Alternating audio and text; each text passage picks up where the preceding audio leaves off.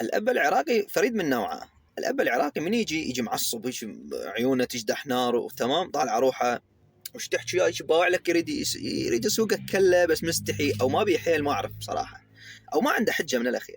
زين، ما اذا ماكو شغل، ما انت مخلص حتى لو يوم عطله يجي يفتح الباب هيك فجاه، يخليك تشك بروحك. زين، من ما يلقى فد شيء يخليه يحكي او ما يلقى حجه، راسا يطفي الاضويه، يطفي البنكه، زين، ويقوم يدردم بينه وبين نفسه، مثل الزمايل ما ادري ايش مربي هيك، تمام.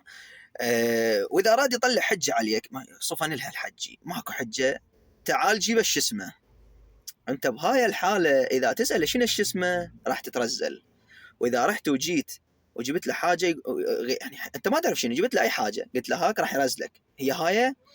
فمن الاخير ايش اسمه هي حجه حتى تترزل. هو ده يفتح لك باب، فانت خذها مني، من يقول لك انطينا ايش اسمه قول له حجه رزل، افتح البيكيسي عليها براحتك، اخذ راحتك.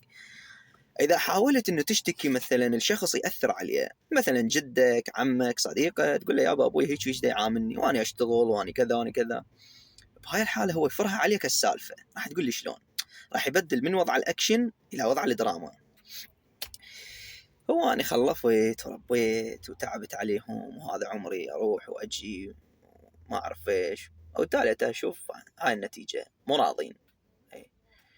هي عادة ما لي علاقة بيك بعد، ما يخليك تحس بالذنب، انت مسوي فد شيء انت ما مسوي شيء، يخليك تشك بروحك، يفرها السالفة عليك. وبس هاي.